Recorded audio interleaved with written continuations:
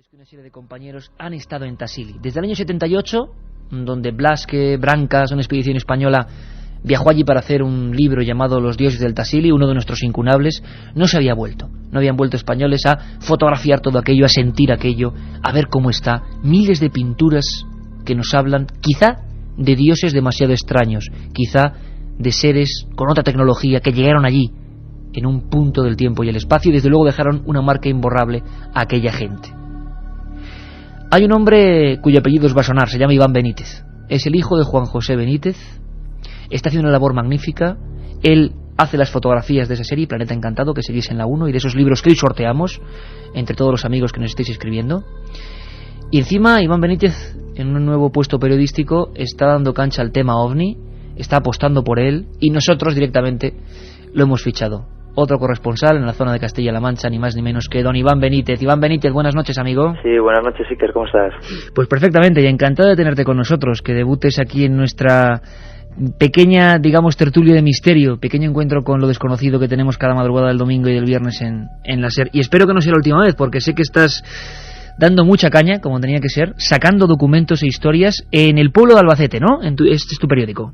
Sí, esto no ha hecho más que empezar. Nada, llevamos poco tiempo en Albacete, pero espero, no sé, sacar muchas cosas, ir poco a poco y, bueno, pues tenemos una ventaja. La base militar de Los Llanos la tenemos muy próxima y ahí se cuecen muchas habas. Iván, tú, codo con Juanjo, te has embarcado en la historia de Planeta Encantado.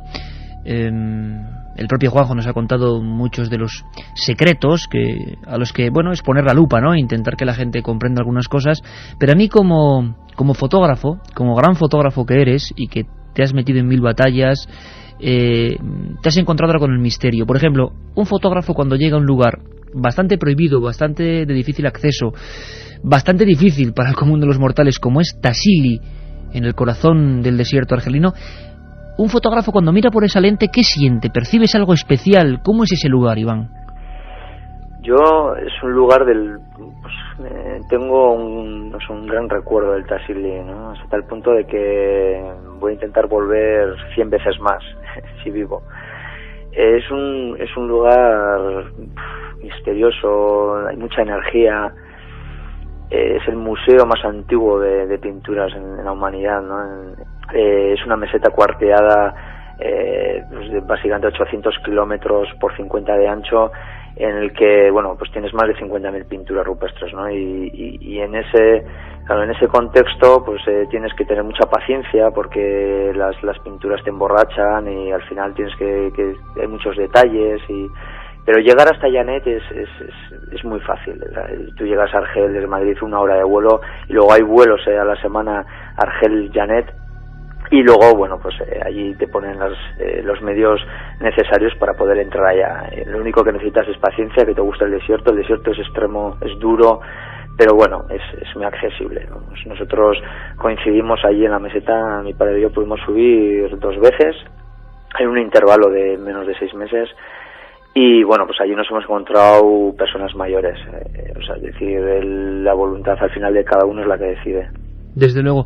Iván, cuando uno se encuentra con figuras míticas que muchos hemos visto en libros, en fotografías, en láminas y que nos hemos quedado muy impresionados, ¿qué siente? Por ejemplo, ¿qué sientes cuando tú pones tus cámaras delante ni más ni menos que de esa pintura que Henry Lott, el descubridor, llamó el gran dios marciano?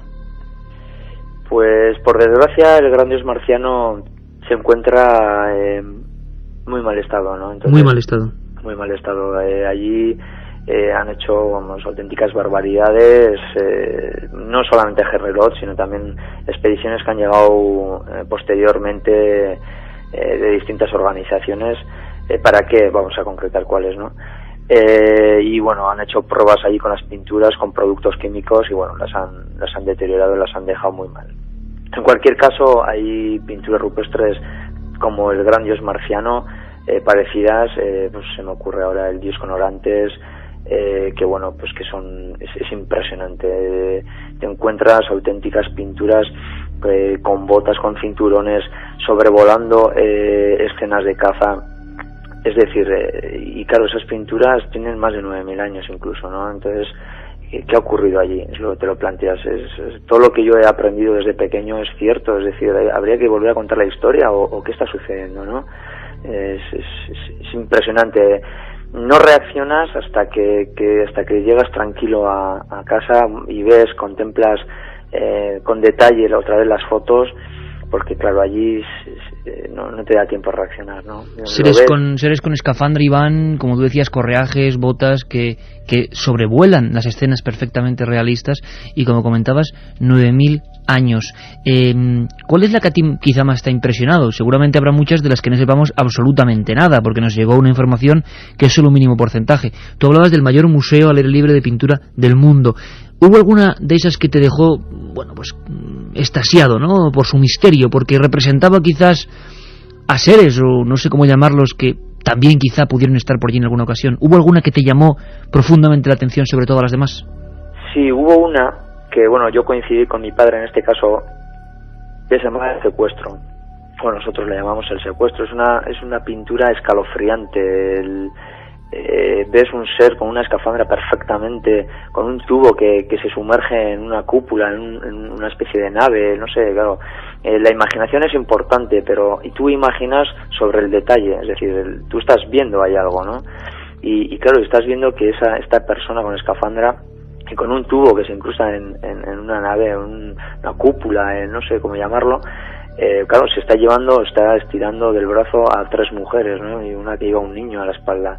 A mí esa imagen me impresionó mucho. Es una imagen que en su día no la supe valorar cuando estuve allí y la vi, pues porque está en muy mal estado, pero luego ya cuando la ves, la contemplaba en casa con las diapositivas proyectadas en la pared, y claro, los pelos se te ponían, vamos, era impresionante.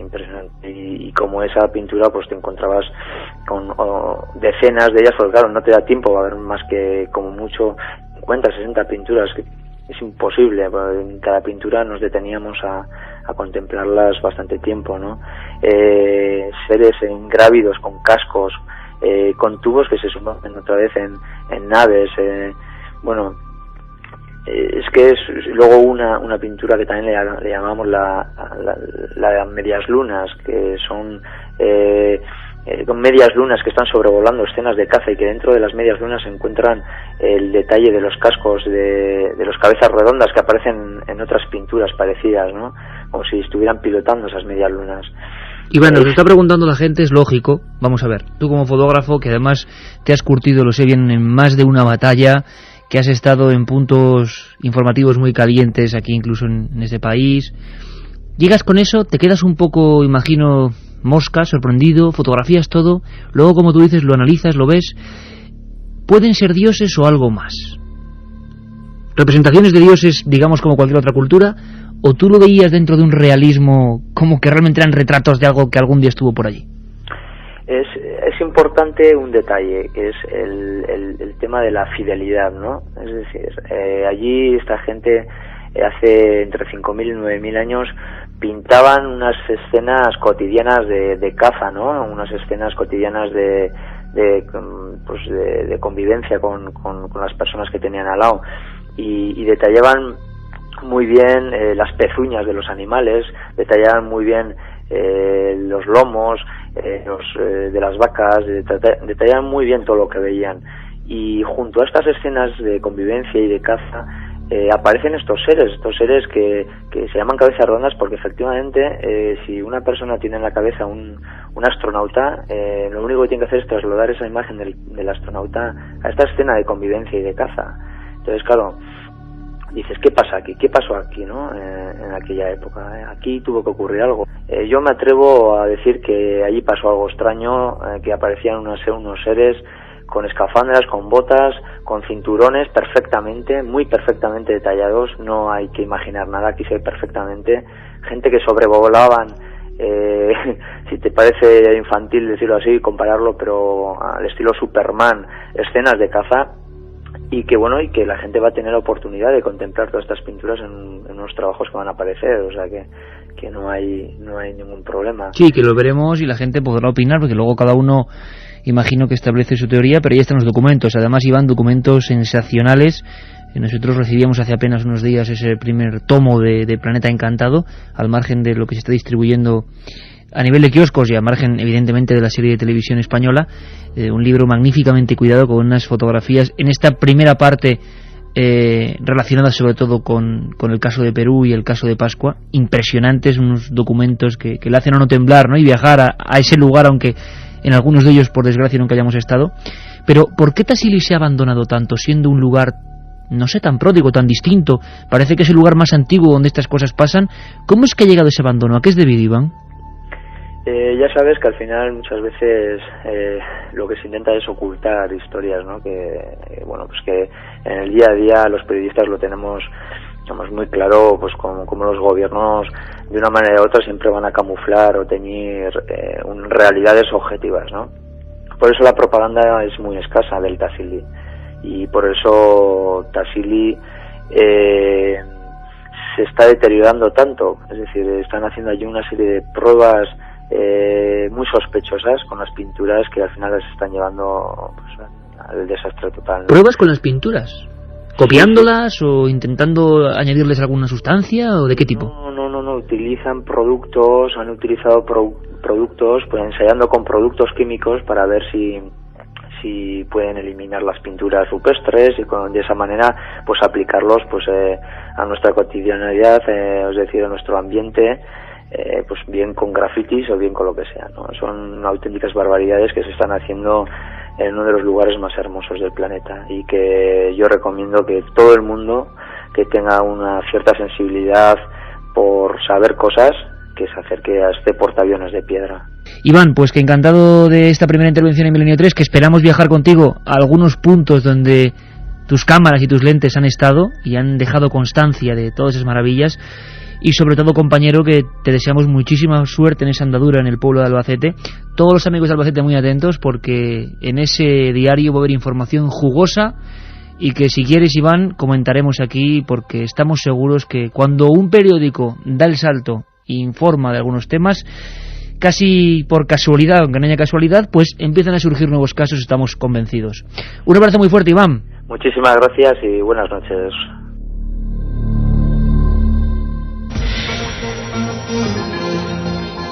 La otra realidad. Milenio 3. En la cadena SER. 1937. 200 personas mueren trágicamente en el santuario de la Virgen de la Cabeza. 1971 aparece el fenómeno de las caras de Belmez. 2003. ¿Qué relación existe entre estos dos episodios? Descúbralo en Tumbas sin nombre. Un apasionante libro de Iker Jiménez y Luis Mariano Fernández. Una tragedia, un misterio, una investigación. Editado por Editorial Edad. La otra realidad. Fenómenos extraños. Misterios sin resolver. Milenio 3. En la SER. 3:37, 9,6 grados en el exterior de la Gran Vía, donde se encuentra aquí la cadena SER, por supuesto, y nosotros también sentimos un poco el frío. La música es la idónea, porque ha habido noticias sorprendentes. Pero antes, Carmen, rápidamente, está escribiendo un montón de gente, ¿no? Pues sí, a ese 7640 nos están llegando un montón de comentarios. Ya sabéis, palabra clave: milenio, espacio y lo que vosotros queráis. Apuntaba un amigo: no olvidéis a don Luis Frontela, otro de los mejores forenses que hay en España. Mari de Cuenca: por supuesto. Un amigo de mi novio tiene una casa encantada. La señora de la limpieza vio a su marido fallecido un año antes. Pedro de Cartagena nos dice: en ruta, hola, hoy os saludo desde Milán. Pues un saludo para ti también, Pedro. Qué maravilla. Conozco a alguien que, según él, vio una bola naranja con un humanoide pequeño dentro de la costa una noche. Está muy alterado. ¿Conocéis casos así?, nos pregunta Jorge. Humanoide dentro de una esfera al lado de la costa. Bueno, el caso de los policías de Gerona, por ejemplo, el caso de Gáldara en Gran Canaria. Por favor, compañero del volante, envíanos más información, nos pondremos en contacto, o envíanos tú más datos, porque dentro de poco un nuevo caso de humanoides.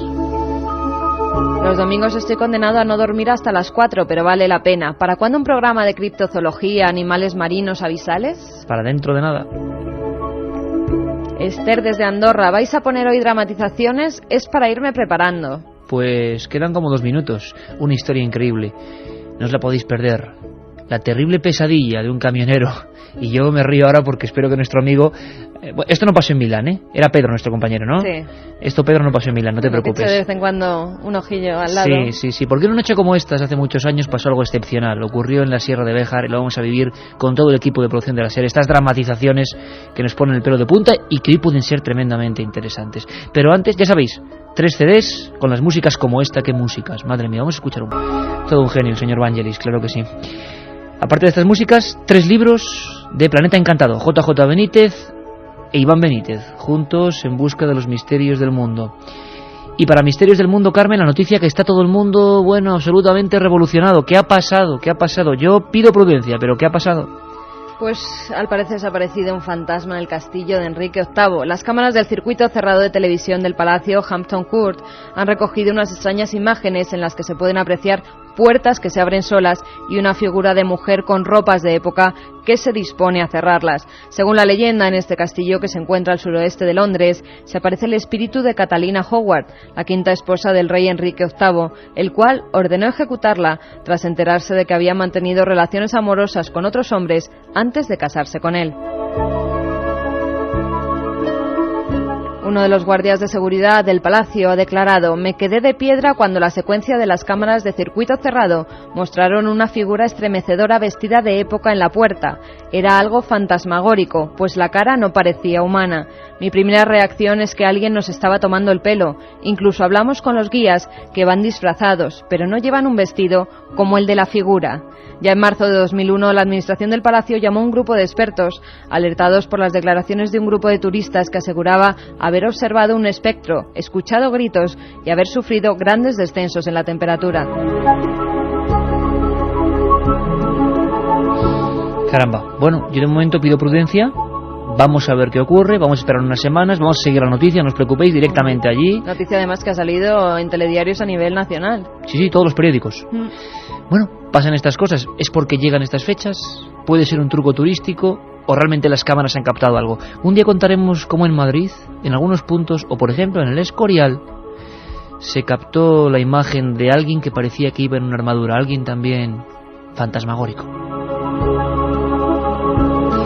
Pero si me permitís, y con este fondo maravilloso que surge en nuestra nave del misterio, que pilota don Carlos Nicolás, yo creo que es momento para hacer una pequeña pausa como siempre, subirnos las sábanas. Ya está preparado todo el equipo de producción de la cadena SER, todos los compañeros dirigidos artísticamente por Mariano Revilla.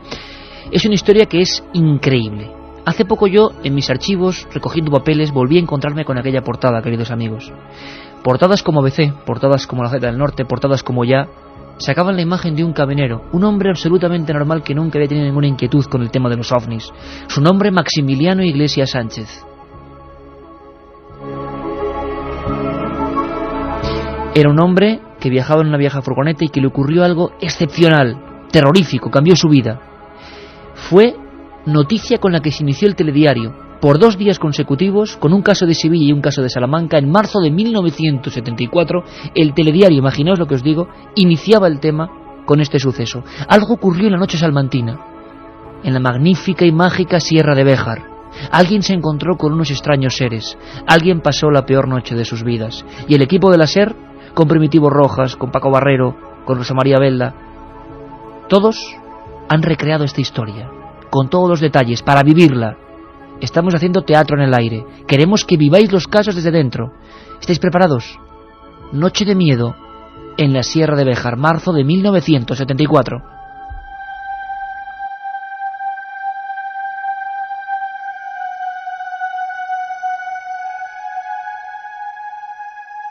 Aquel día el telediario abrió su tercera edición con una noticia sorprendente. Un viajante de comercio de Sevilla había sido perseguido por un misterioso artefacto. 2 destacamentos militares de la base de Morón de la Frontera se han desplazado hasta la carretera de Castillo de las Guardas para analizar las huellas calcinadas por el objeto volante no identificado. En la zona todo es confusión y temor. En el único bar de Lagunilla, un pequeño pueblo de la provincia de Salamanca, se había formado un considerable revuelo. Yo os digo que ayer se vieron 2 luces como esas cerca del Paso de los Lobos. Las vi con mis propios ojos. Yo te creo. Mi difunto padre vio uno de esos cerca de Béjar, en pleno día. Si hasta Atanasio, el médico, debió encontrarse con un demonio de esos hace un par de semanas. Está claro, patrona, pero ¿de dónde vendrán? ¿Qué querrán de nosotros?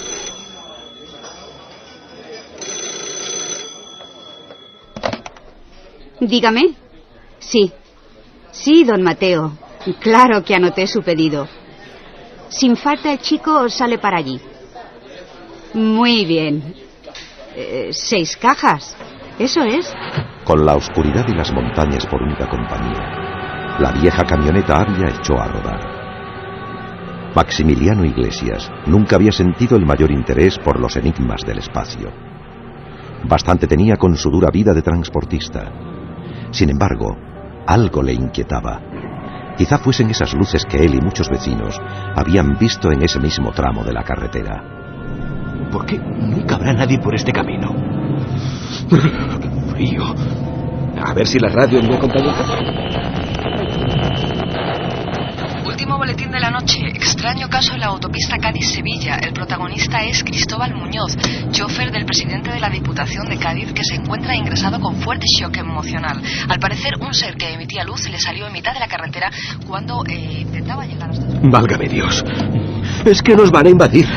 Tanta gente no puede estar mintiendo. Igual son los rusos o los americanos. ¿Qué es aquello? Como en un mal presagio, tal y como había sucedido en la noche anterior, 2 luces muy potentes aparecieron de frente, muy cerca del asfalto, como si le esperasen desde hacía tiempo. ¡Tú! ¿Estás loco o qué? ¡Quita las largas!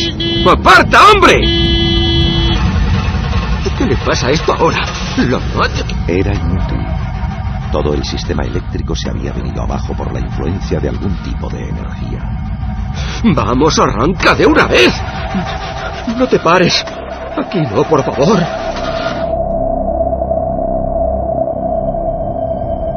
La soledad era absoluta.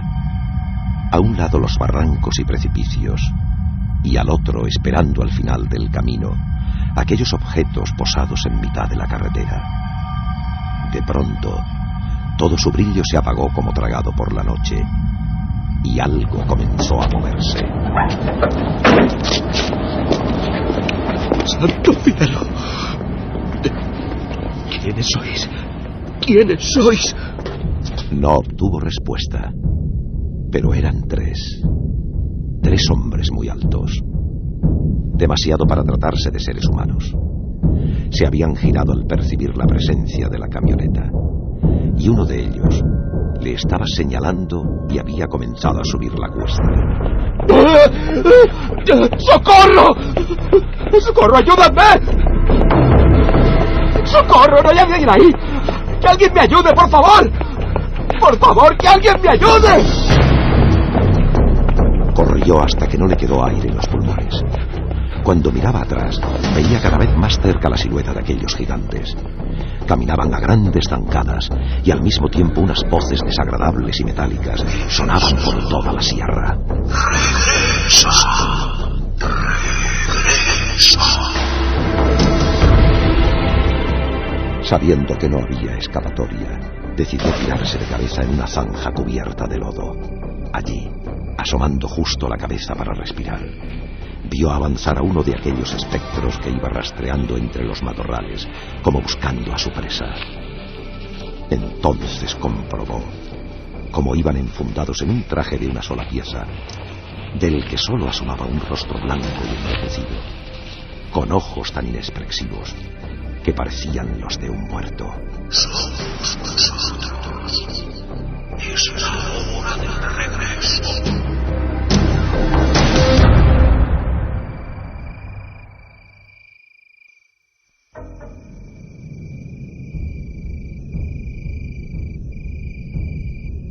Durante mucho tiempo el asustado camionero quedó allí semienterrado. Sería ya más de la 1 de la madrugada cuando 2 fogonazos muy potentes surcaron el cielo como si fueran bengalas. Entonces miró atrás y vio que ya no quedaba nadie en la carretera, tan solo el viejo camión con la puerta abierta. Tengo que arrancarlo como sea. Por favor, arranca. Arranca.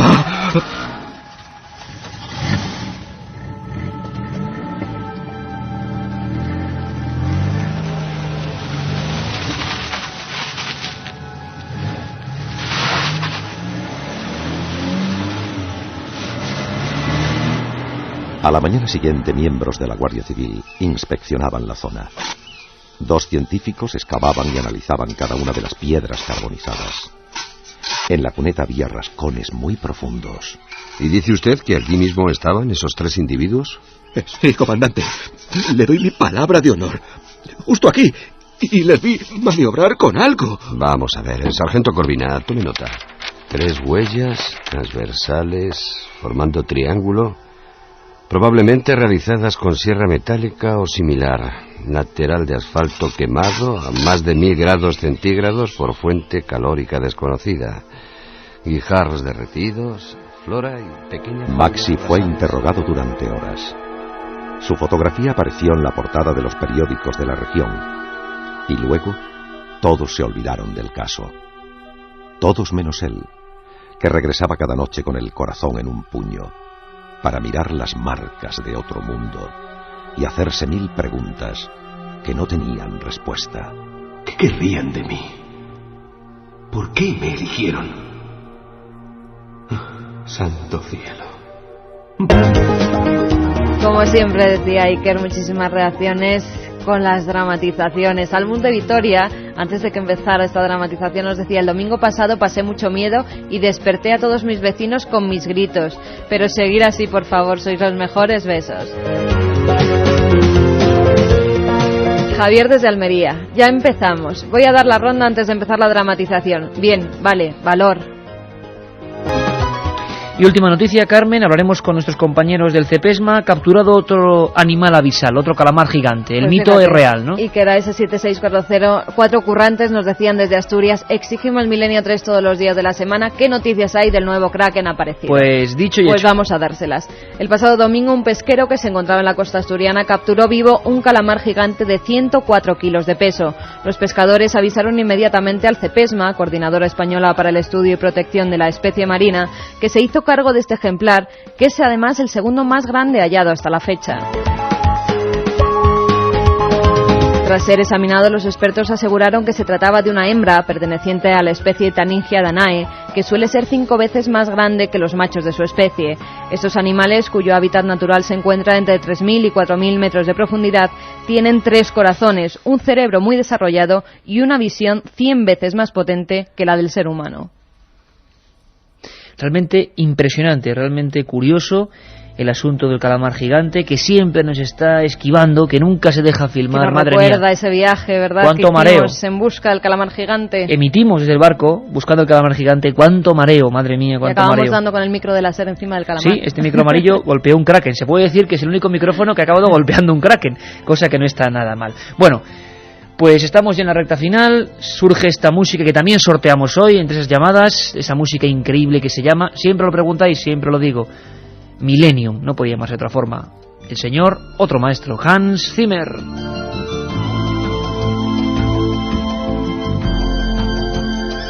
¿Te parece, Carmen, si vamos con los ganadores de esos 3 CDs? 3 CDs primero, 3 libros después. Lo ha dicho la máquina, ni más ni menos. Pues vamos con los ganadores de los 3 CDs. Son Chema desde Toledo, un programa sobre astronautas en la antigüedad. Ajá. ¡Feliz Navidad! Pues también feliz Navidad. Pues también, ti. y por supuesto y ese programa, lo haremos. Ana desde Murcia: soy de cerca de Los Cánovas y todos nos acordamos. Los Cánovas, como hemos dicho, es ese pequeño pueblo, yo siempre lo repito, con esa pequeña tumba a la que nunca le faltan las flores, ese pueblo marcado por la desaparición de ese muchacho, de ese niño que tenía un sueño, ver las vacas pastando en el campo. Por eso su padre le llevó a Bilbao, desde Murcia a Bilbao. Él nunca había estado en una región verde como era Bilbao y tenía ese sueño, un sueño truncado. A la altura del kilómetro 93, si no recuerdo mal, puerto de Somosierra, carretera antigua, desapareció para siempre. Mateo desde Bilbao: un programa de templarios ya. Gracias por contarnos lo que nadie nos cuenta. Pues nos lo pedís mucho y os prometo, con los mejores especialistas y ojalá desde un lugar especial, templarios y sus misterios. Y vamos con los ganadores de esos 3 libros de Planeta Encantado. Ahora los 3 libros, ¿no? Armando desde Mallorca: ¿Podríais hacer una biografía de von Däniken? Eric von Däniken, el creador de esa conducta que dice que la arqueología guarda algunas piezas que nos demuestran que en la antigüedad hubo otros visitantes. Por ejemplo, lo que hemos hablado hoy con Iván Benítez, Tassili. Pues os prometemos, por favor, pedidnos también biografías, nos lo pedís mucho. Däniken, perfecto el personaje, lo haremos y muy pronto, quizá esta semana. Otro libro va para Laura de Getafe, La Ouija, un especial sobre sus peligros. Estaré pegada a Milenio 3 todas las Navidades. Pues muchísimas gracias, compañeros, gracias por esa fidelidad. Nos vamos a dar la paliza, pero con mucho gusto. Es nuestro oficio y es nuestra pasión, y estamos para eso, para hacer, por ejemplo, temas como La Ouija. Leyenda, verdad, muertes, invenciones, la mente, la sugestión. Ese va a ser un programa explosivo. Inés desde Huelva nos dice: ¿dramatizaréis el caso de Manises? Feliz y misteriosa Navidad. Pues por supuesto que sí, feliz Navidad para todos vosotros, por supuesto que sí, lo haremos y con mucho gusto. 7640 Palabra Milenio, y cualquier tema que queráis lo diremos. Hay ya 4 o 5 temas en el laboratorio para disfrutar, pero de lo lindo. Por lo tanto, tenemos una semana apretadísima, día 24, día 27, día 28 y día 31, ni más ni menos, una cita con el misterio, con Milenio 3. Ha sido un placer. Entramos en unas fechas mágicas, vamos a darle la vuelta a esas fechas y hablar de los misterios que ocultan. Y todo el equipo Carmen deseamos que estos días sean pues llenos de paz, llenos de amistad y llenos de armonía y, cómo no, llenos de misterio y de Milenio 3, ¿no? Pues sí, feliz Navidad a todos, aunque os volveremos a felicitar el miércoles, que estaremos con vosotros otra vez con esos misterios bíblicos. Espero que paséis buena noche y que durmáis. Carlos, Nicolás, maestro, feliz Navidad, compañero. En directo, último día del año. Después de este resumen de voces, uno se da cuenta de todo el tiempo que ha pasado. Nosotros vamos a resumir simplemente nuestro inicio de temporada, es decir, desde septiembre hasta diciembre, porque ya hicimos lo propio hasta el verano. Yo creo que es el programa 174 o 175 de Milenio 3, y lo hablábamos antes en la redacción. Cuando uno va a hacer este resumen de sonidos, de sentimientos y situaciones, se da cuenta de que, caramba, cuántas cosas han pasado en el 2003. Ojalá como poco el 2004 venga con el mismo cargamento de ilusiones, que es lo que importa.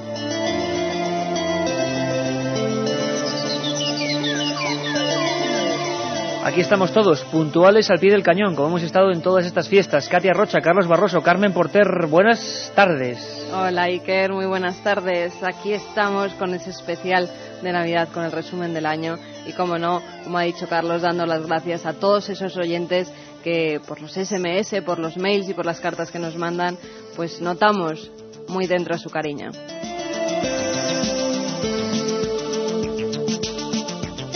Este que os habla Iker Jiménez, aquí delante de los micros amarillos de la cadena SER, en este estudio 1, que es como nuestra casa, siempre lo digo, y que hoy, con la luz del fondo de los pasillos, tiene otro aire desde luego más amable.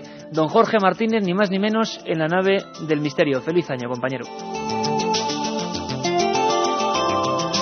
Y por supuesto, hoy no podía ser menos, también ese regalo especial para celebrar mejor que nunca el 2004, vías abiertas, Carmen, y coméntanos esa pequeña joya en CD por la que todo el mundo se pelea y que, repetimos, no podemos ni vender, ni alquilar, ni traspasar, solamente sortear como un regalo, como una deferencia, gracias a nuestros compañeros José García Bautista, Rafa Cabello, al permiso de la SER. Pues ahí está ese CD con 130 programas más o menos de Milenio 3, toda la primera temporada. Cuéntanos, Carmen. ¿Cómo no íbamos a acabar el año regalando otros 3 CDs con más de 130 programas de Milenio 3? A todos aquellos que escribáis al 7640, palabra clave Milenio, espacio y vuestra opinión, lo que nos queráis decir. Entre todos los mensajes sortearemos esos 3 CDs con 130 programas de este Milenio 3. Y vamos a tener nuestro especial y particular resumen de voces, porque el misterio, la investigación, la búsqueda también ha dado mucho de sí. Empezábamos la temporada de esta forma. Empezábamos en septiembre, creo que hacia el 2 de septiembre, con una noticia de impacto. La reflejaba el periódico El País. Y recuerdo que fue Rodolfo Irago el que nos comentó en un pasillo, ¿recuerdas, Carmen? Una especie de pequeño suceso, como siempre, cuántas incógnitas se ocultan en un pequeño suceso. Que tampoco se le había dado mucha importancia. Parece ser que había habido una premonición espantosa. Una niña de muy corta edad se había despertado repentinamente, estaba casi dormida delante de la televisión, eran las 3 de la tarde, y alertó a toda su familia diciendo que su hermano y un amigo de su hermano acababan en ese momento de matarse en el coche. Hasta 6 horas después no hubo confirmación de la Guardia Civil, que llamó a esa casa. Hicieron callar a la niña, nadie la creía, por supuesto. Vaya fantasías. La niña había acertado la hora exacta de la muerte de su hermano, su amigo y otros 2 amigos íntimos en un coche. Lo increíble y asombroso, así empezábamos la temporada, es que este suceso ocurría el accidente ocurría exactamente en la Sierra de Madrid y esta niña y su familia estaban en Barcelona. 600 kilómetros, mismo minuto, mismo segundo, la niña había visto algo. Y nos pusimos a trabajar y hablábamos con Encarnación Llerena. Fue muy duro porque era una madre que acababa de ver morir a su hijo, pero que tuvo fuerzas para contarnos algo que desde luego les dejó helados. Ese momento, esa niña, esas palabras, esa concreción en los datos, se habían muerto en un accidente. Vamos a recordarlo. A Encarnación Llerena, que es la madre de Israel, el chaval muerto de 17 años, y es la madre de esta niña, de Alba, de 3 años. Encarnación Llerena, buenas noches. Hola, buenas noches. Encarnación, sabemos que es un momento tremendamente duro. Sí. Queremos respetar, por supuesto, vuestro dolor. Es un momento difícil, pero es cierto, Encarnación, lo que ha publicado el diario El País, que nos ha sorprendido. Tu hija Alba se encontraba con unos familiares y horas antes de que ocurriese el accidente, lo sabía, lo vio. ¿Nos puedes contar qué ocurrió? Sí, la cría estaba viendo pues lo de las motos, porque estaban echando lo de las carreras de moto por la tele, y ella en ese momento le dijo al abuelo que su tata Irra se había muerto. Y el padre, pues, para que el abuelo no escuchara eso, porque le dijo el abuelo, anda niña, no digas esas cosas. Claro, pues el padre se la llevó para la comida, para que darla de comer, pero en cambio le volvió a repetir al abuelo que su tata Irra se había muerto. O sea que su hermano y un compañero habían fallecido. Ella lo veía clarísimo, tenía la conciencia perfectamente clara de que algo había pasado y lo repetía. Ella repitió 2 veces, porque el padre no la dejó, vamos, no es que no la dejase, es que en ese momento se la llevó para darla de comer y para que no repitiera más eso delante del abuelo. ¿Y cuándo ocurre? Es decir, esto pasa horas antes de que tengáis la terrible confirmación, ¿no?, de que realmente ha ocurrido eso. Pues me parece que ocurrió justo en el momento que mi hijo murió, porque me parece que mi hijo tuvo el accidente sobre esa hora. ¿Y cuándo recibís la familia la confirmación? Pasan bastantes horas antes, que creo que es la Guardia Civil la que se pone en contacto con vosotros, ¿no? Sí, es la Guardia Civil la que se pone en contacto con la abuela, y la abuela es la que me llama a mí para decirme todo lo que había pasado. Ahí estaba ese momento, que desde luego vamos desvaneciendo con la ayuda de Jorge Martínez, porque son historias que nos quedaron muy hondo. ¿Tú te acuerdas, Carmen, poquito después de la historia de Cristina Comos? Tenía 21 años. Siento empezar con estas historias tan crudas, pero son parte del misterio. ¿Dónde está Cristina Comos ahora mismo, a estas horas de este último día del año? ¿Dónde lleva? Creo que 15 años. Pues en los laboratorios Alcor en Estados Unidos está Cristina Comos metida en un bidón de nitrógeno líquido y allí permanece criogenizada. Es la única española que con 21 años, si no recuerdo mal, está criogenizada desde el día en que murió. Congelada, esperando esa resurrección científica. Nos quedamos de nuevo asombrados, y es que en este programa esa ha sido la tónica. Y estamos hablando solo de 3 meses. Me decía ahora mismo Katia Rocha por la línea interna, parece mentira el tiempo que ha pasado, el poco tiempo que ha transcurrido y la cantidad de historias. Y no va a dar ni mucho menos espacio para siquiera dar pinceladas de las mejores. Localizamos a la madre, Eulalia Castillejo, la madre de esta muchacha, Cristina Comos, la única española que sigue teniendo 21 años, por la que no ha pasado el tiempo y que está en una especie de tanque de hidrógeno líquido esperando, quién sabe, un futuro mejor. Escuchamos aquel momento también importante. Cristina era una joven de 21 años. Es una joven de 21 años. Yo aún la tengo. Por lo menos esa es mi creencia. Bueno, nosotros somos hoteleros aquí en Mallorca y pues era una tarde de agosto, hacía un calor tremendísimo, se cayó desmayada allí en la recepción, le hicieron, la gente que la ayudó con todo el corazón, pero le hicieron un boca a boca. Yo no sé si es que se ahogó, la verdad es que no supimos en realidad. Cuando nosotros fuimos nos llamaron enseguida vengan, por Dios, que Cristina se ha caído desmayada y no respira. Y cuando llegamos, pues había dejado de respirar. Dijeron los médicos cuando vinieron que había dejado de respirar. Y yo no sé, en mi locura, en esa locura inmensa, bueno, nadie lo sabe eso, porque solamente el que le pasa con un hijo estas cosas puede entenderlo. Es el que sabe el dolor tan infinito que yo cuando veo esas cosas en televisión, cómo las comprendo de bien, cómo comprendo el dolor de esos padres. Y así como así, Iker, bueno, me vino como si fuera, yo qué sé, como si fuera una voz de esto, me dijeron, congélala, porque yo no sabía ni la palabra criogenizar. Pero me está usted diciendo, Eulalia, y me está dejando la carne de gallina, que usted no tenía conocimiento de las técnicas de criogenización, de qué eso se hacía en Estados Unidos, que de repente le vino a la mente. La otra realidad. Milenio 3. En la cadena SER.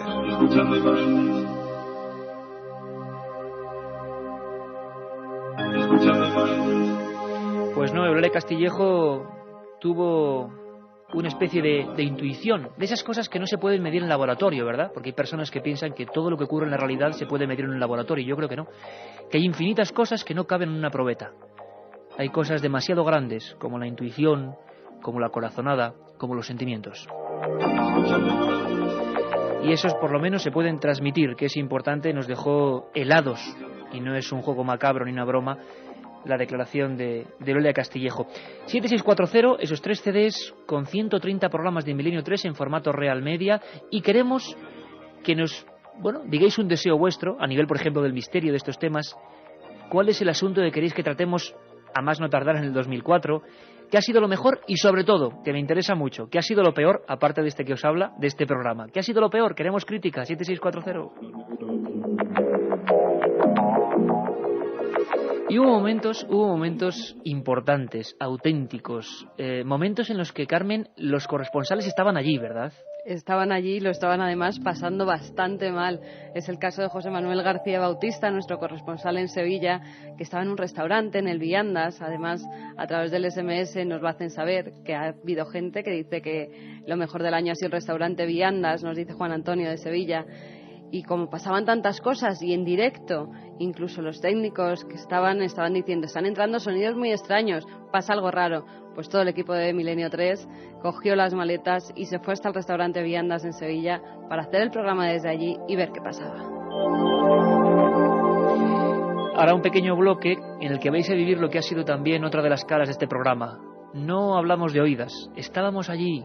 Los corresponsales estaban allí, y esto es un pequeño homenaje también a toda esa gente. Estaban allí y en ocasiones muy puntuales incluso llegaron a poner el micrófono delante del mismísimo misterio.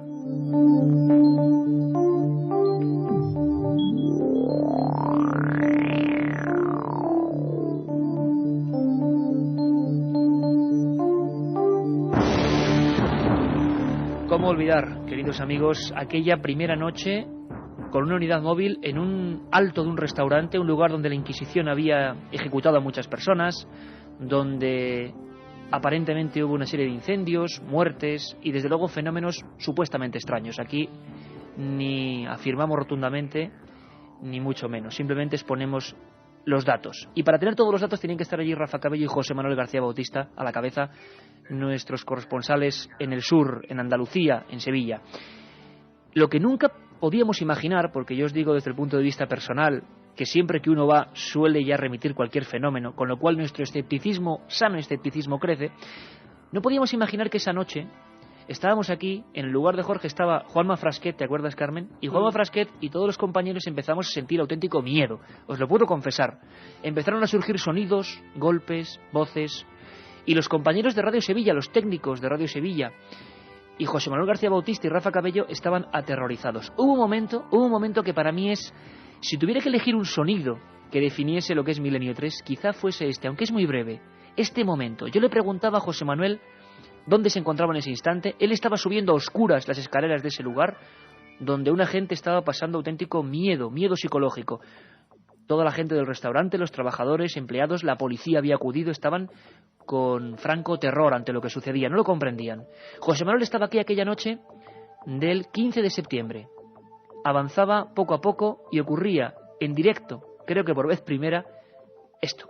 Y bueno, y se ve como la esfera pasa a la vera de la cámara. En ese momento, tanto a Rafael Cabello como a mí se nos escucha... ¿Eso qué ha sido, José Manuel? Pues eso ha sido un ruido que no sé ahora mismo de dónde viene. Ha sido un ruido. La verdad es que Iker está haciendo una noche bastante... Eso ha sido una especie como de cerrojazo, de portazo ahora mismo. Es que los cerrojos se están abriendo, se están cerrando. Los cerrojos se están abriendo y se están cerrando delante de ellos. Una frase que creo que ya es mítica. Además, para la historia de este programa. Además se ve el espanto en su voz, ¿verdad? Totalmente de acuerdo. Se ve lo que es una persona acongojada y lo entendemos perfectamente. Luego estuvimos en Sevilla y recibimos allí el cariño de 400 personas, gente que se quedó en la calle. Fue maravilloso. El Viandas y los fenómenos misteriosos en Sevilla pertenecen ya a un hueco del corazón de este equipo. Pero ha habido muchas más ocasiones.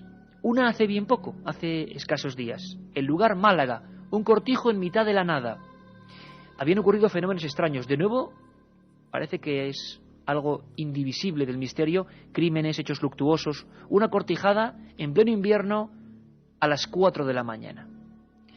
Allí, por supuesto, también estaba uno de nuestros corresponsales, dispuesto a entrevistar a cualquier enigma que le saliese por delante, que se cruzase en el camino.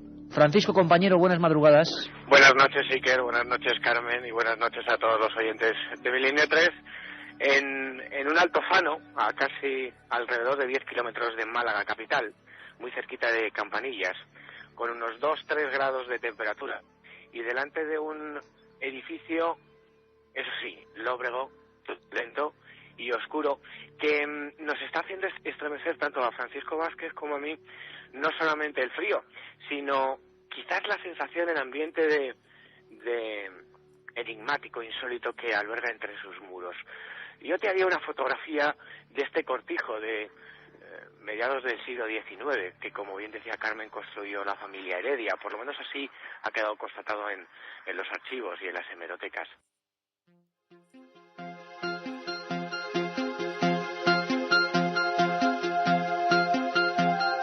Milenio 3. Periodismo de lo desconocido. En la SER. Allí estaba Francisco Contreras, otro de nuestros más activos compañeros. Lo más increíble, Carmen, es que a las 4 de la madrugada, en pleno diciembre, con 2 grados, una hilera de coches en peregrinación salían de Málaga y otros puntos para ver a nuestro corresponsal. La gente salía de sus casas dispuesta a estar con él. Nos parecía increíble, ¿no? Nos pasó también en Belchite, si te acuerdas. Estábamos allí, incluso llamamos a uno de los oyentes que se habían acercado hasta Belchite y que nos había dejado su mensaje en ese 7640. Le llamamos y conectamos con él en directo. Y aquí con Francisco pasó lo mismo. Por ahí hay que decir que uno de los grandes inventos, y ahí vuelvo a decir que tuvo la genial idea, en la que yo no creía en un principio, nuestro jefe Mariano Revilla, la de poner este 7640 y los SMS. Miles y miles de llamadas cada mes, algo increíble que nos ha sobrepasado, pero no por el cómputo de las comunicaciones en sí, sino por cada una de ellas, por la información, por saber de manera interactiva lo que estabais pensando. Y ha llegado momentos, ha habido ocasiones en las que es que vosotros mismos habéis sido los corresponsales, la punta de lanza de este programa que solo quiere saber más. Belchite, un pueblo derruido de la guerra civil. Todavía están las escuelas, todavía están las casas, algunas mesas. Un monumento a lo que nunca tuvo que ocurrir en este país. Allí se hablaban de voces extrañas. Varios equipos de investigadores, Carlos Bogdanich o el ingeniero informático Pedro Amorós, habían grabado con modernas tecnologías voces, algunas de estas que dan bastante miedo, a estas horas quizá no tanto, se identificaban como la voz de Franco. Vamos a recordar aquella voz grabada en Belchite que decía concretamente, 3 veces repetida, rendíos, rendíos. La escuchamos.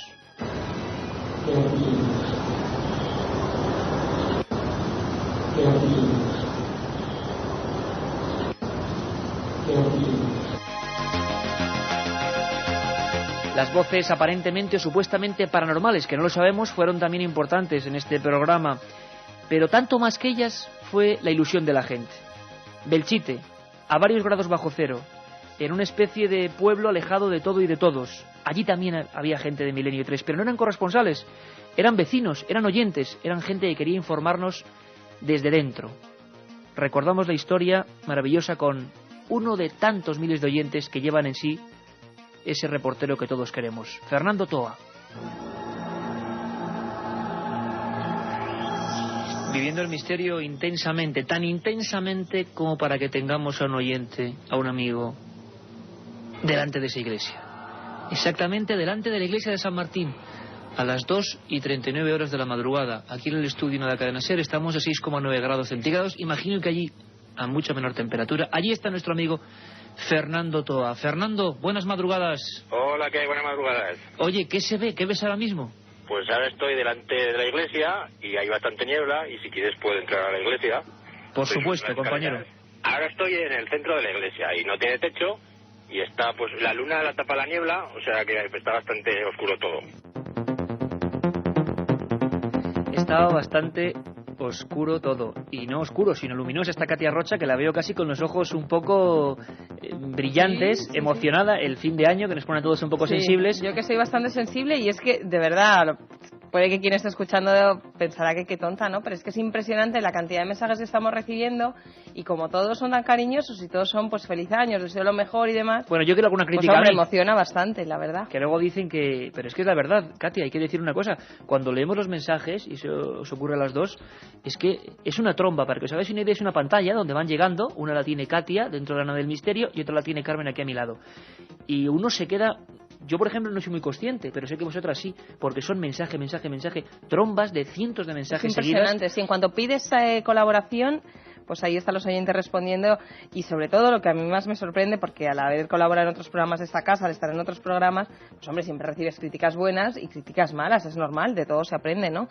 Y es que en este programa es que no nos llegan críticas malas de los oyentes, que pues, quizás nos están mal acostumbrando, pues, ¿no? Exacto, pues yo pido un favor en este fin de año, porque la autocrítica es fundamental. Criticarnos algo, es decir, ¿qué os parece que se puede mejorar del programa? ¿Qué podemos hacer para todavía intentar hacerlo mejor para todos Pero vosotros? Los que estamos nos quedamos, ¿eh? Eso no se puede cambiar. Eso no se puede cambiar. Katia, ¿qué nos está contando la gente Bueno, hoy? Pues la mayoría son felicitaciones. Por ejemplo, Trinidad Gandía dice feliz año nuevo y que Milenio 3 no nos abandone por muchos años. Otro nos dice que ojalá estemos como mínimo 100 años más. Esto nos lo dice Nacho de Écija. También hay oyentes que nos piden, por ejemplo, que ahondemos más en temas de psicofonías, psicoimágenes, también en el código de la Biblia. Había otros oyentes que nos lo pedían. Eso para pronto. Para dentro de nada, sí. Bueno, hay otros que nos dicen que están encantados de tener a monstruos como nosotros en sus sueños. Bueno, pues tiene que haber de todo. Eso igual tiene un doble sentido. Sí. Mario de Valladolid dice felicidades por estos últimos programas. Creo que Milenio cada día que pasa es más que un programa, es todo un hito en la radio. También hay otros que nos dicen, como Paco de Ibiza, que lleva más de 2 meses intentando mandar un mensaje y no lo conseguía, que eso sí que era un misterio, que por fin lo ha conseguido. Bueno, pues para que vea que se lo leemos en antena. Y hay otros que nos dicen que nos escuchan desde, por ejemplo, el programa El Calamar Gigante y que desde entonces no se han desenganchado. Gonzalo de Santiago de Compostela nos dice, brindo por el programa, felicidades y que el nuevo año hagáis tan buenos programas como siempre. También nos desean más misterios para este nuevo año, como Carlos de La Coruña, o otros que nos dicen que gracias por abrir la mente y ayudarnos a disfrutar de lo increíble.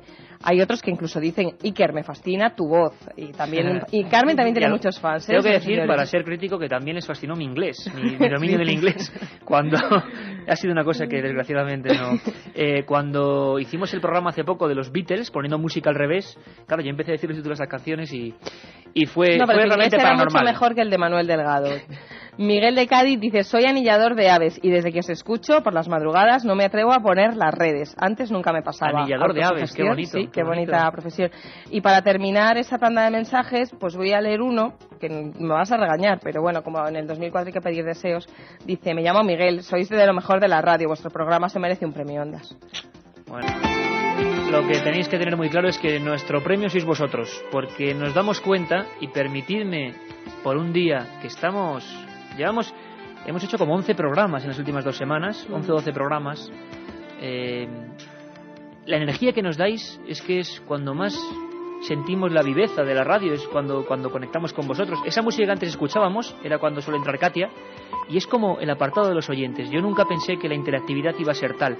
Y permitidme este pequeño lujo, yo intuyo que sois unos oyentes muy especiales. No sois oyentes normales, evidentemente este programa no es normal. Oyentes muy especiales, muy entusiastas. Para mí, sin duda, los caballeros y caballeras del tercer milenio. Y caballeros y caballeras del tercer milenio también han sido algunos invitados de altura, para callar la boca también a tanto escéptico que anda diciendo que nosotros somos un programa ocultista, cosas así. Historiadores, eruditos, científicos de los de verdad, no de los que lo niegan todo. Os pongo un ejemplo.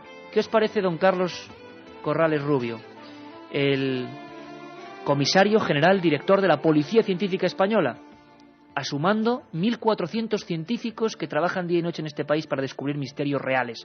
Porque la criminología, la historia, la búsqueda ha sido, pues bueno, el leitmotiv de Milenio 3. Lo vuelvo a repetir, Milenio 3 no es un programa de fenómenos paranormales, es un programa de lo desconocido.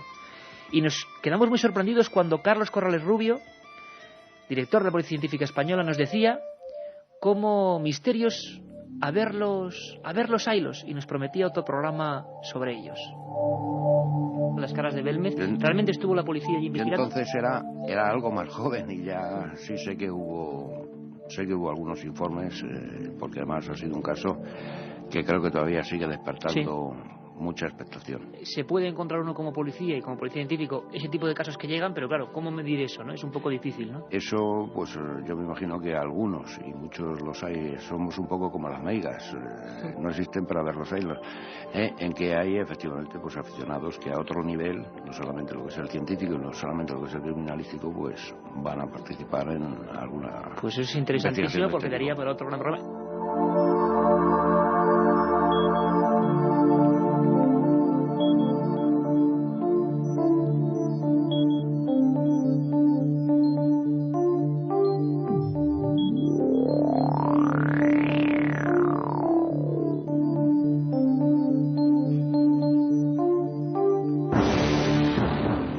Vaya que si daba para otro programa. Carlos Corrales Rubio, lleno de carpetas, lleno de papeles, junto con Carlos Verbel, que nos trajeron aquí lo que es el mundo de los CSI españoles, cómo disfrutamos, y después de los micros, qué cantidad de cosas nos contó. Os prometo que vamos a saber muchos casos, muchos expedientes, muchas historias.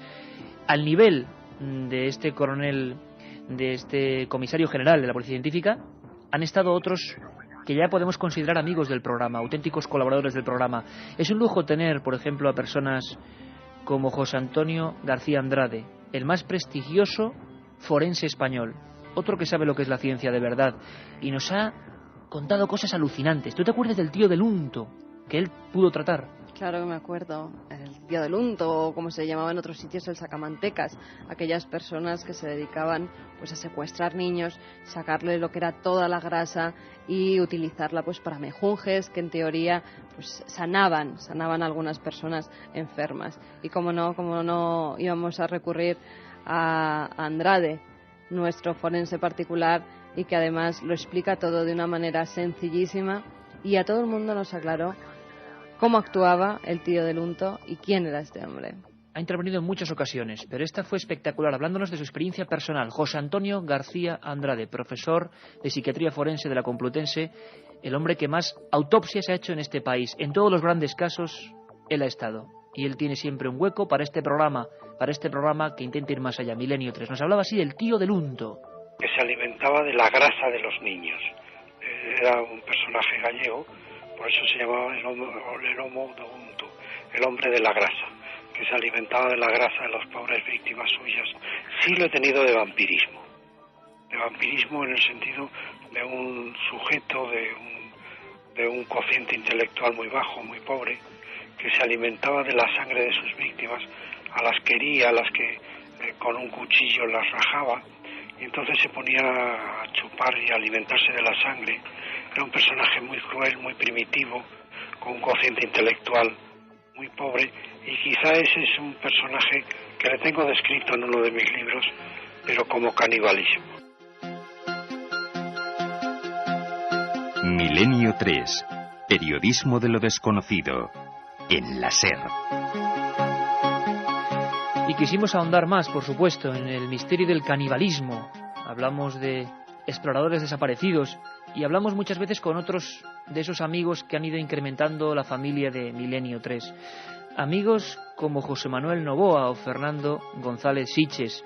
Amigos que se juegan la vida para traernos documentales asombrosos. Y con ellos vivimos lo que es el canibalismo hoy y los ritos mágicos.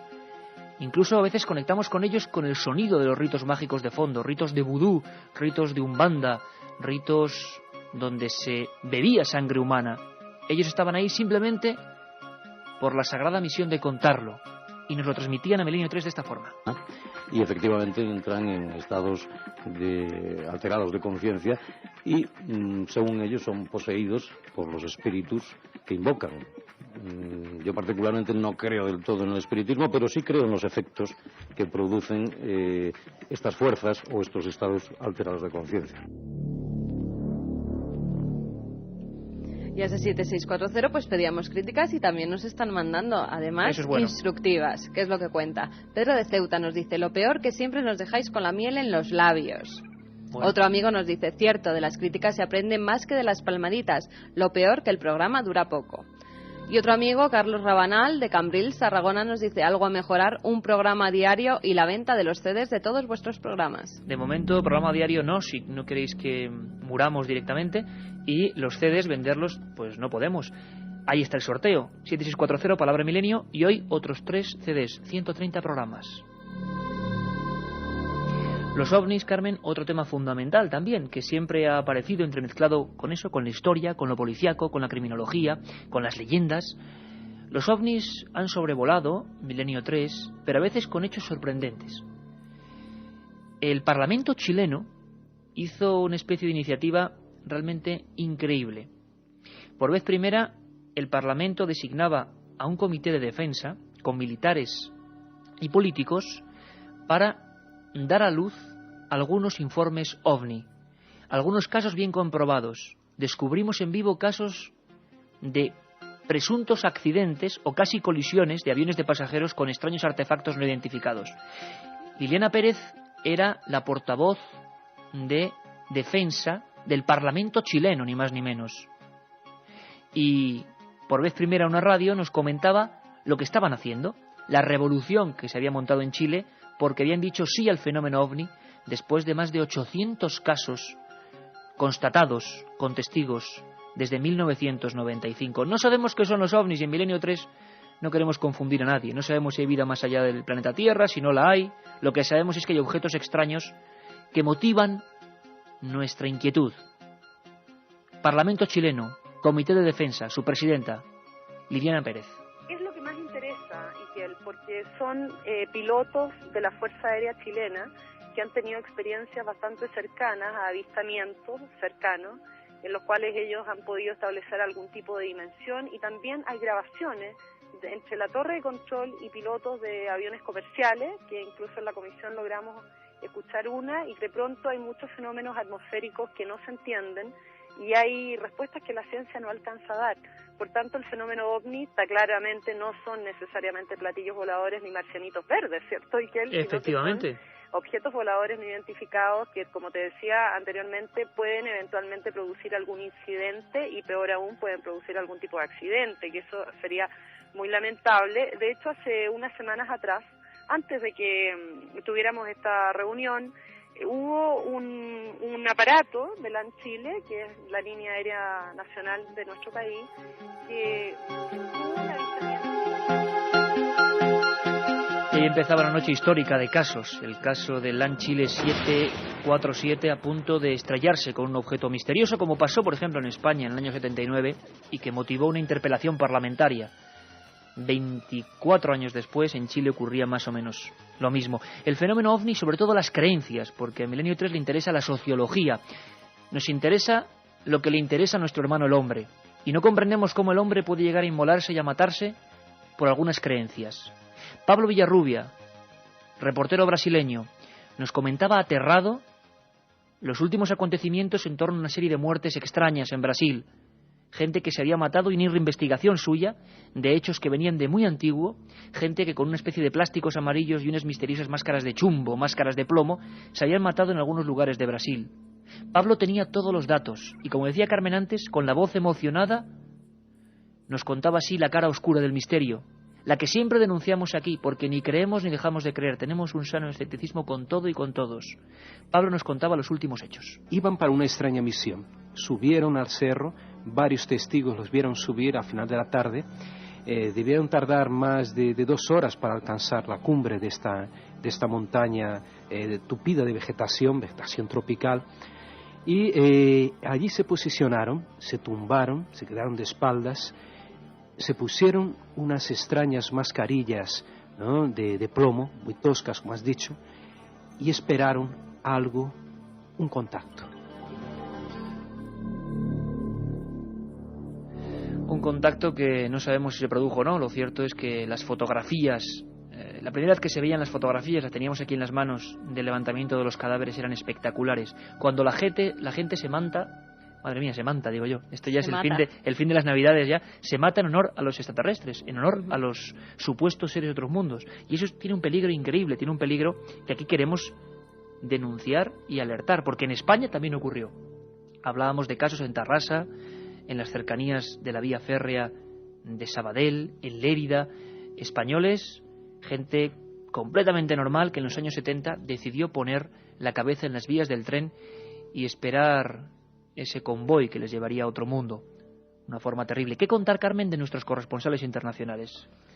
Pues que nos hacen unas crónicas espectaculares y que ellos mismos son los que nos proponen temas, incluso nos envían noticias que han ocurrido en sus países y a los que nosotros no nos habíamos enterado de ellas. Hay que dar las gracias a Julio de la Guardia, a José María Patiño, a Javier del Pino, a Joan Solés, a todos los corresponsales de la cadena SER que se han emocionado con este programa y que incluso pues hacen esas crónicas con todo el cariño del mundo y nos las envían raudas cuando las necesitamos. Porque nosotros teníamos sinceramente la sospecha de que puede que no quisieran actuar en un programa que siempre con los temas del misterio pues puede tener mala fama en un principio en el sentido de la mala imagen que dan algunos medios, sobre todo visuales, pero con el tiempo fueron viendo que no, y algunos realmente hicieron meritorias investigaciones. Una crónica que representa a todas, a las más de 300 que se han emitido en Milenio 3. Una crónica que nos hablaba en un momento muy concreto, en el aniversario de la muerte de JFK, de Kennedy, de los misterios, de la maldición. Lo hacía así desde Washington, viendo todos los datos, calibrando. Una crónica que nos gustó muchísimo y que representa, repito, a toda la de todos los compañeros, Javier del Pino. Buenas noches. La verdad es que lo mejor para entender qué es esa llamada maldición de los Kennedy es repasar un poco el árbol genealógico más oscuro de la familia. Sin entrar en detalles, se pueden recordar estos casos, por orden cronológico. Joseph Kennedy, padre del presidente, murió a los 29 años en un accidente de aviación durante la Segunda Guerra Mundial. Rosemary Kennedy, hermana del presidente, tuvo una lobotomía mal practicada que la dejó retrasada mental en 1941, ingresada en un psiquiátrico el resto de su vida. Kathleen Kennedy, hermana del presidente, muerta a los 28 años en accidente de aviación. Patrick Kennedy, hijo del presidente, muerto a los 2 días de nacer, 3 meses antes de que mataran a su padre. John Fitzgerald Kennedy, presidente, asesinado en Dallas, como todo el mundo sabe, a los 46 años. Robert Kennedy, hermano del presidente, asesinado en Los Ángeles a los 42 años. David Kennedy, hijo de Robert, sobrino del presidente, muerto en Florida a los 24 años por una sobredosis de droga. Michael Kennedy, hijo de Robert, sobrino del presidente, acusado de mantener relaciones con una asistenta menor de edad, muerto a los 39 años en accidente de esquí. Joseph Kennedy, hijo de Robert, sobrino también del presidente, en un accidente de coche en el 73 dejó paralítica a la mujer que viajaba con él. Edward Kennedy, hermano del presidente, accidente de coche en el 69, el vehículo cayó a un río, una mujer apareció ahogada dentro de ese coche. Edward Kennedy Jr., hijo de Edward, sobrino del presidente, pierna derecha amputada a causa de un cáncer. Patrick Kennedy, hijo de Edward, sobrino del presidente, ingresado en el 86 en una clínica de desintoxicación por su adicción a la cocaína. William Kennedy, hijo de Jane, sobrino del presidente, acusado en el 91 de violar a una mujer, absuelto en el juicio. John Fitzgerald Kennedy Jr., hijo del presidente, muerto a los 38 años en accidente de aviación junto con su mujer y su cuñada cuando iba camino de la boda de una de sus primas. Yo creo que con todo esto la palabra maldición está más que justificada. Era Javier del Pino. Y en nombre de todos los corresponsales, haciendo una ruleta, ha caído en un país, Italia, Joan Solés, y en nombre de todos, pues sus mejores deseos para el 2004. Felices fiestas a todos los oyentes de Milenio 3 desde Italia, de Joan Solés, y todos los mejores deseos para el próximo año 2004. Pues a él y a Miguel Pedrero, José Lesta, Requejo, Juanjo Benítez, José Gregorio González Chema Font, Luis Mariano, Francisco Contreras, Gonzalo Pérez Sarroa, Andrés Herrera, José Manuel García Bautista, Rafa Cabello, Enrique Chazarra, Mariano Fernández Urresti, Ángel Briongos. Bueno, la lista sería interminable. Todos ellos, con el vínculo fortísimo de la amistad, pues han intentado informar lo mejor que han podido, y nos encontramos en este momento para decirles que mil gracias. Como gracias a gente de la talla de uno de los más prestigiosos historiadores de este país, Manuel Fernández Álvarez, el hombre que ha escrito los libros, biografías de Carlos V, de Felipe II, Juana la Loca, profesor emérito de la Universidad de Salamanca, catedrático de Historia, una autoridad mundial. Hablábamos de uno de los programas que a mí más me ha tocado. Realmente me sedujo la historia del otro Colón, los enigmas de Colón, los enigmas del prenauta, del supuesto náufrago que años antes legó a Colón una serie de secretos, de mapas. ¿Cómo disfrutamos con aquel programa? ¿Cómo disfrutamos cuando Manuel Fernández Álvarez, auténtico científico de la historia, nos confesaba que había datos para pensar en ese misterio auténtico, que hubo un Colón anterior?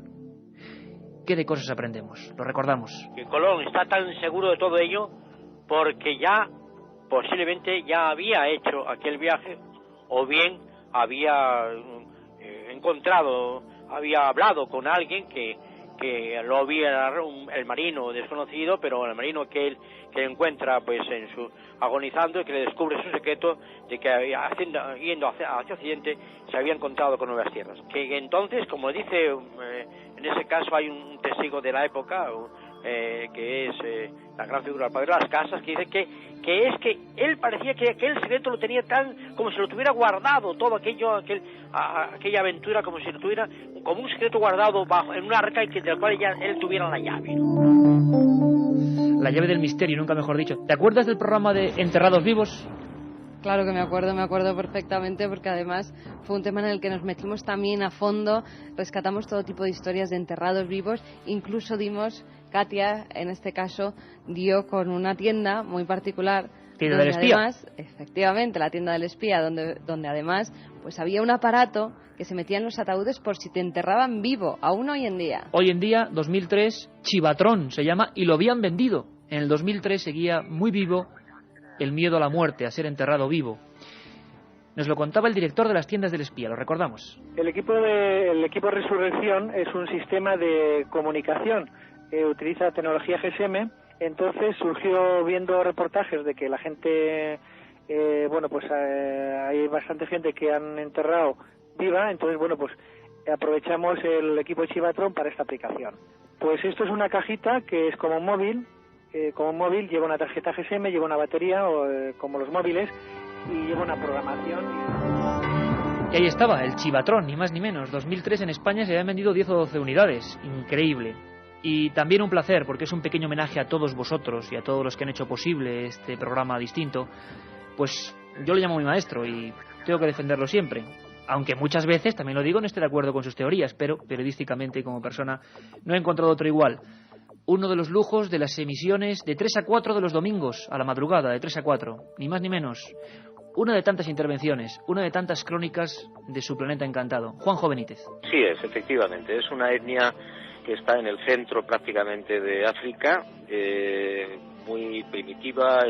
Los Dogon están prácticamente, no dirían en la edad del bronce, pero casi, no son totalmente analfabetos, y sin embargo, pues ya en los años 30, 40 le contaron a los antropólogos franceses que aparecieron por allí que ellos conocían sirio, que conocían...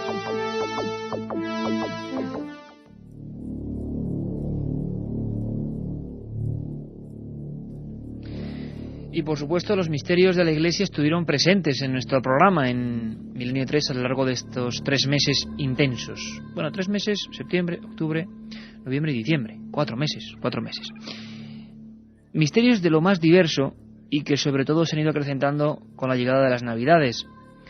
Hemos hecho un montón de especiales en torno a Jesús, a los documentos perdidos sobre la oscura vida que transcurre sobre todo desde la infancia, adolescencia, juventud de Jesús de Nazaret, y también, por qué no decirlo, fascinados con los secretos que se pueden encontrar en el Archivo Vaticano y que solo de vez en cuando suelen ser desempolvados.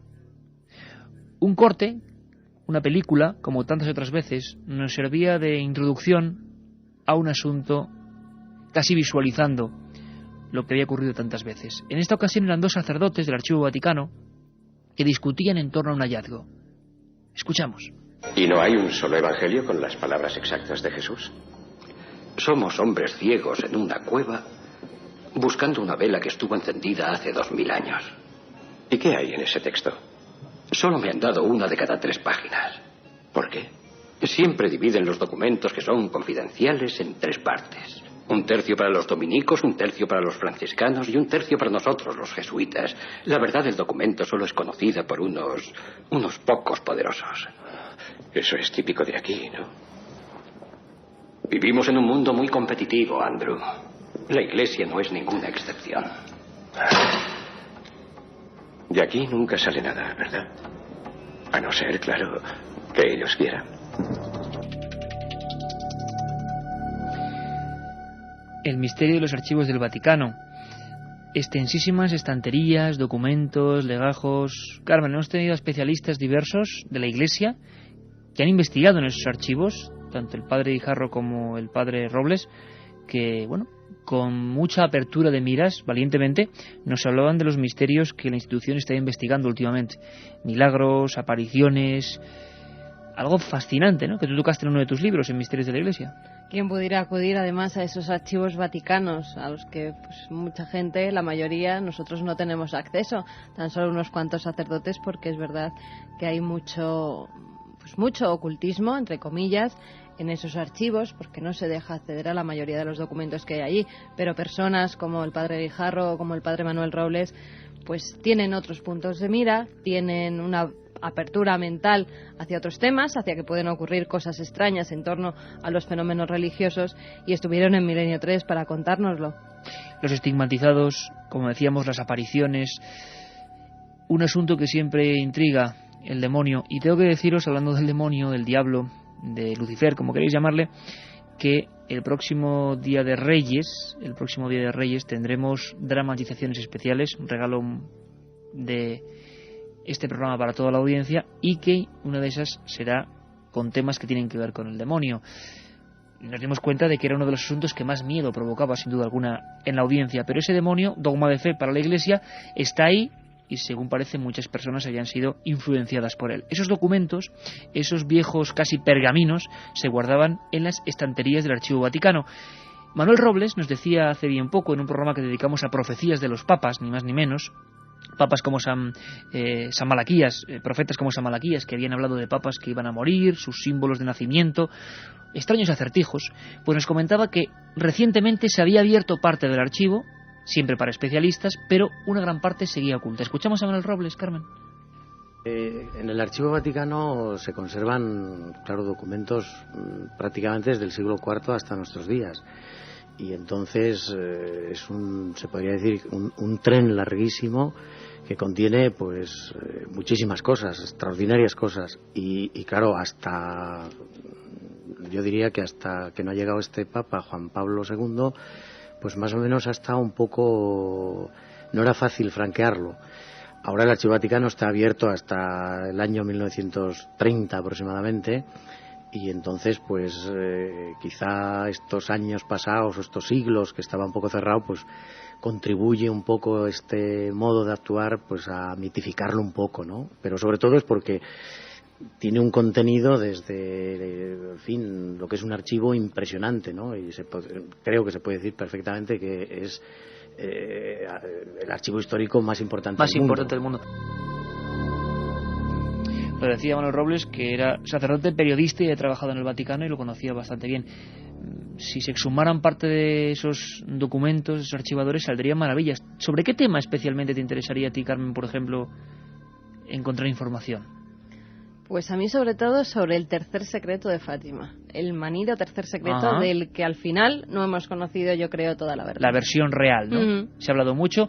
Yo creo que el tema de Fátima fue uno de los programas del verano. Habrá que volver a tocarlo porque se habla mucho de ese tercer secreto, si fue el real, si no fue el real, si se manipuló, si se maquilló. En torno a la Iglesia y esa especie de capa oscura como si fuera una sotana y sus misterios, pues siempre va a quedar la duda. Una duda que aquí hemos intentado simplemente contar.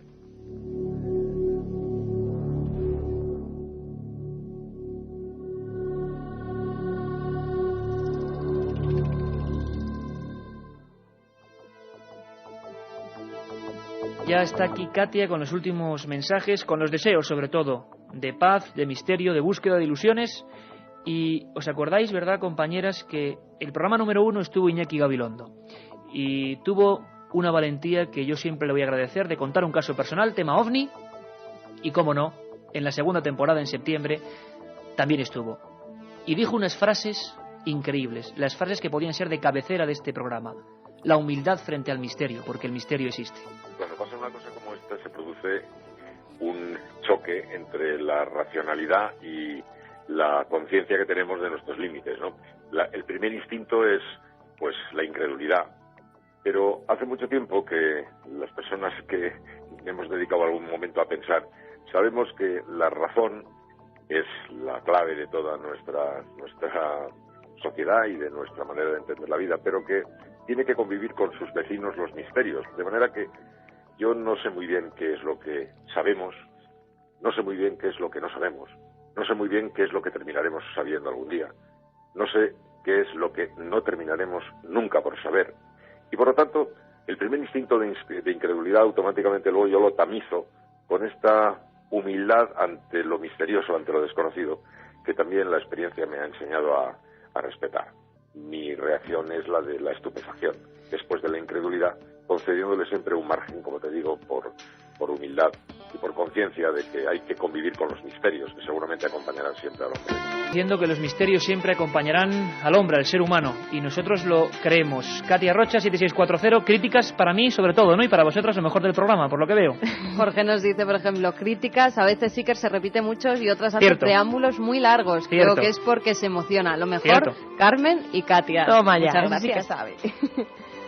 Iba a decir cierto también. Oye, tenemos aquí una sidrita que vamos a abrir en vivo para todos los compañeros. Sidrita ligera y buena para el mejor deseo para el 2004. Yo me he ¿no? tomado dos vasos ya, pero bueno. Ah, bueno, por eso es lo de los ojos. Bueno, hay oyentes que nos dicen, como más rentero de VA, tenéis el mejor programa de la radio y la SER tiene en sus filas los mejores periodistas del misterio, Carmen e Iker, que os den más horas. Bueno, otros oyentes nos dicen, espero que cuando me llegue la muerte los ondas puedan unirse en el más allá, en la otra realidad. Besos, Vicky.